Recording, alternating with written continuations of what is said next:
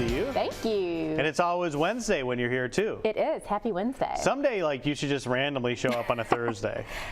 Everyone would be, I mean, it's all the town would be talking about. The world would blow up. They all right. would. So, what are we making today? We're going to make a cobbler today. Yeah. Peaches and blackberries. Of course, you could use whatever fruit you like. But we are, of course, you know, the kids are out of school and we are in summer, and a lot of people are, you know, going to family reunions and doing a lot of different things. And this is a perfect dessert because it doesn't have to stay refrigerated. So, you know, you could take it somewhere and not have to worry about it. So do you mainly feed your kids cobbler in the summertime when they're off for summer break? Just nothing but a steady diet of cobbler? That's actually a good idea. And anything that has sugar, and so maybe that's a good idea. I could just like get this pan out and I'm like, yeah, go, breakfast, lunch, or dinner. There you go. That's kind of how they are on cereal right now. So yes. I could just switch it to cobbler. It's probably like less sugar than the cereal I give them. Yeah, and fruit. And fruit. I like that. This is a good idea. This is a good idea. I'm glad everyone will take that home and put it to use. Correct. So, all right, so what do we need to do? We are just going to mix up our batter, and this is so super simple. I have 2 cups of self-rising flour, and I have 2 cups of sugar here. And this is, you know, if anybody, this is kind of that old recipe. They call it like 1 cup, 1 cup, 1 cup. Yeah. But I'm just doubling it. So it's like, you know, 2 cups of flour, 2 cups of sugar, 2 cups of milk, you know, and then your fruit. So it's just a really simple, you know, kind of old-timey recipe. I'm going to do half a teaspoon of cinnamon in here. And I'm just going to mix this up. And then I have 1 stick of butter just melting right there. And then I'm going to mix in 2 cups of milk. You've got all the good stuff mixing together there. I love me some cinnamon, a lot of butter in this recipe, yes. Sugar, flour, all that good stuff is going to come together. Yeah. Like you mentioned, a lot of people are having get-togethers too and stuff during the summer, so this is the perfect recipe to set aside for a summer treat. Yes, it is so simple to come together, and you can make it ahead and use whatever fruit you have on hand, and just really a crowd pleaser. All right, sounds good. We're going to let you continue working on that. When we come back, we will continue working on our cobbler with Lucy from Greer's. And welcome back. We are with Lucy today making something sweet in the kitchen. We are making cobbler today. And we were talking, you know, I feel like there's all sorts of different cobblers. Yes. You know, there's cobbler with like a pie crust on top, or you kind of get into the crumble where it's kind of the fruit on the bottom and just a crumble on top, which I made a lot of crumbles on the show. And this one's kind of more of a cakey cobbler. Ooh. I know. And this is that old-timey recipe that's so simple to make. We started here with 2 cups of self-rising flour, and we added 2 cups of sugar, and I'm just whisking in 2 cups of milk, and we also added half a teaspoon of cinnamon in there. So now we are just going to add our last ingredient, which is 1 stick of butter that I just melted here. So I'm just going to whisk that in. Nothing like the smell of melted butter. I know. Like there's You're nothing so right. like it. It is. Usually I just melt it in the microwave, but something about it being on the stove right there smells so good. It does the trick, that's for sure. Yeah, I told Lucy I really like this combination. Of course, every household, every family is different, especially in the South when it comes to cobblers in the summer. But I love her ratio of fruit to like the cobbler itself, the substance in there. See, it's just evenly, it's perfect. Sometimes I add too much fruit, and sometimes I don't add enough, but this is just the right consistency for me and my house at least. Yay! What is your favorite fruit to put in? Oh my goodness. If I'm making a cobbler, I think the one I make the most is blueberry. Yeah. Because Johnny, his grandmother has blueberry bushes, and so we go and pick them, which is really nice. But I think one of my favorites has to be blackberry. Yeah. Yeah, I know.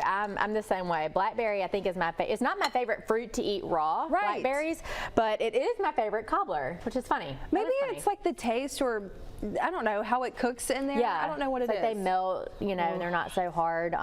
Spiro has a bunch of blueberry bushes planted in the backyard, so I'll have to do some blueberry. And my grandparents had the most beautiful blueberry bushes growing up, and we always had blueberries, and he would make muffins and all sorts of stuff. So you're right, cobbler is just like one of those things that in the summertime it's kind of comforting. Right, you know. right. So that is the mixture. This is so easy. So I'm using this is about a 9 by 13 or so. So just whatever baking dish size you have. And then if you did want to use a 9 by 9, a square, you know, it would just be a little bit thicker, of course. So just whatever, you know, whatever pan you have. So I'm just going to spray it. And then the great thing is all we're going to do is just pour this in. And then you put the fruit on top, and I just grabbed some frozen, you know, it's not quite peaches season yet. The peaches are coming, and they're going to be really, really delicious soon. But I just grabbed 1 bag of blackberries and 1 bag of frozen peaches. And when you're making the cobbler, I just grabbed those right out of the freezer. Yeah. So don't let them defrost, because we want them to keep that form, and we don't want like all like the juices to start overrunning. So just grab them right out of the freezer, and then we're gonna set them in here, and then we're gonna make just a super simple quick topping. I just learned something new because we have the blueberries frozen. Oh yeah. And sometimes I'll put them in a small pot like this with some sugar and let them boil down, which is still good, but it changes the color of the whole thing. Yeah. That's why. Yeah. So just pop them in there frozen. That's even easier. So this is a great make ahead recipe and just a crowd pleaser. So I thought it would be something, you know, kind of leading us into summer with a sweet treat. Perfect. Well, when we come back with Lucy, we are going to add all of the fruit in there, and we'll also pop it in the oven and again show you what it looks like. It looks really good. That's next on Studio 10. We are back with Lucy in our Studio 10 kitchen, continuing on with this peach and blackberry cobbler. There is the finished product. It looks so good. Lucy, George, our maintenance guy, has been not leaving us alone about this. He just likes the batter of it. He does. You know, George and I have bonded over eating raw batter, such as cookie dough or biscuit dough, or any kind of, when I make the pumpkin bread in October, that is my favorite batter to eat.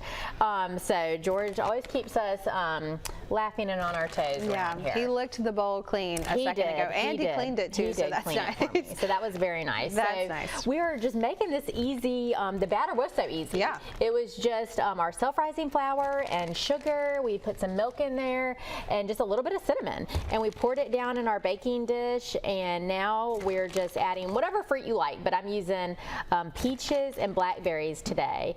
And I'm just going to, like you see, I'm just setting them here on top. And, you know, you can use fresh or frozen fruit, of course. I just grabbed these today because I wanted something simple, and the peaches aren't quite ready, and I really wanted that peach flavor. And I was talking about doing them frozen. Yes. So these are still frozen, so I just popped them out of the freezer, and blueberries would be really good. The colors go very well together too. They do. I thought it would be a yummy combination. And the last thing that we're going to do you like it? Do you like? Yeah, and we were talking about the textures, different textures and styles of cobblers, and this one's on the cakey side, which the reason that I made this is we have some new team members at our store in Bay Minette. Yeah. So the Piggly Wiggly in Bay Minette closed, and we have a lot of new customers in our store, and some of their team members joined our team.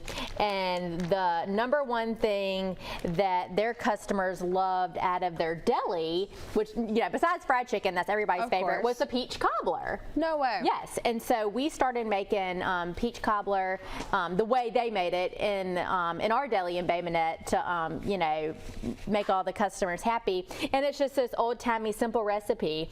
And so I was like, oh gosh, that sounds so good. So I'm going to share that, you know, with everybody. And we're remodeling our store. It was just a great time. We're remodeling our store in Bay Minette, and we're able to, you know, add a lot of new things and, you know, gain some new shoppers. So it's been fun to see a lot of new faces over in Bay Minette. So anyway, we love the Greer stores, and of course, if you're new to town, maybe you're just here for the week for summer vacation, you've got to stop by. It truly is a family-friendly place, a great place to get your shopping done.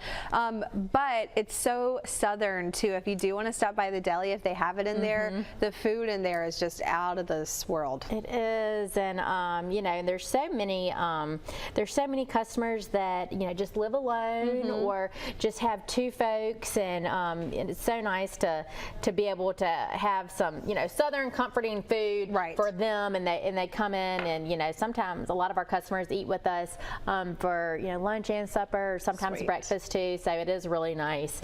So this peach cobbler, I was just inspired by our Bay Minette store. Love it. So the last thing I did was I just took a tablespoon of sugar, and I just mixed 1/8 of a teaspoon of cinnamon, and I just sprinkled that over the top. And now we are just going to bake it at 350, and it's going to take about an hour.